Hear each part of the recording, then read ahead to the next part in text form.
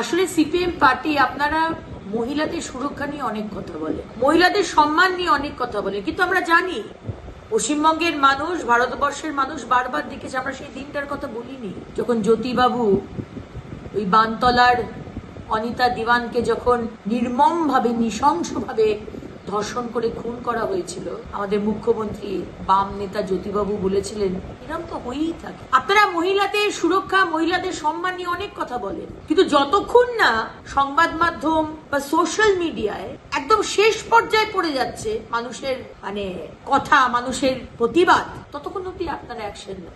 আজকে এই যে ডক্টর বংশগোপাল চৌধুরীর এগেনস্টে যে অ্যালিগেশনস আনা হয়েছিল, এই মহিলা, এই বাম নেত্রী বহুবার শীর্ষ নেতৃত্বের কাছে কমপ্লেন করেছিলেন, চেপে দেওয়ার চেষ্টা করেছিলেন, বাইরে না জানাজানি হলে চেপে দেওয়া। আর আপনারা বড় বড় কথা বলেন।